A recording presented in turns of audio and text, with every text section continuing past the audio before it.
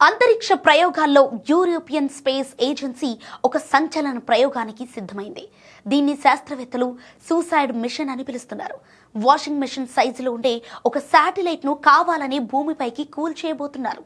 అంతరిక్షంలో పెరిగిపోతున్న చెత్త సమస్యకు చెక్ పెట్టేందుకు భవిష్యత్తులో ప్రయోగించే శాటిలైట్లు భూమిపైకి తిరిగి వచ్చేటప్పుడు ఎలా ప్రవర్తిస్తాయో తెలుసుకునేందుకు యూరోపియన్ స్పేస్ ఏజెన్సీ డ్రాకో అనే మిషన్ను చేపట్టింది. సుమారు 150 నుండి 200 కిలోల బరువు వాషింగ్ మిషన్ పరిమాణంలో ఉండే ఈ డ్రాకో శాటిలైట్ను 2027లో ప్రయోగించనున్నారు. దీని ప్రత్యేకత ఏంటంటే ఇది కేవలం 12 గంటలు మాత్రమే పనిచేస్తుంది. ఆ తర్వాత దీన్ని ఉద్దేశపూర్వకంగా భూ వాతావరణంలోకి పంపి మండిపోయేలా చేస్తారు. సాధారణంగా శాటిలైట్లు గడువు తీరాక భూ వాతావరణంలోకి ప్రవేశించి కాలిపోతాయి. కానీ ఆ సమయంలో లోపల ఏం జరుగుతుంది, ఏ భాగాలు ఎలా విడిపోతాయి అనే దానిపై పూర్తి సమాచారం లేదు. ఈ లోటును పూరించడానికి డ్రాకోను డిజైన్ చేశారు. ఇందులో 200 సెన్సార్లు, 4 కెమెరాలను అమర్చిన ఒక దృఢమైన క్యాప్సిల్స్ ఉంటుంది.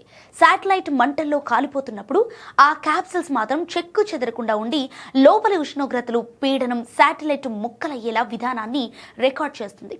సో చివరికి పారాచూట్ సహాయంతో సముద్రంలో దిగుతుంది. ఈ డేటా ద్వారా భవిష్యత్తులో తయారయ్యే శాటిలైట్లు పర్యావరణానికి హాని కలగకుండా పూర్తిగా గాలిలోనే కాలిపోయేలా రూపొందించడానికి వీలవుతుంది. ఇక 2030 నాటికి అంతరిక్షాన్ని చెత్తరహితంగా మార్చడానికి ఈ ప్రయోగం ఉపయోగపడుతుందని యూరోపియన్ స్పేస్ ఏజెన్సీ చెబుతోంది.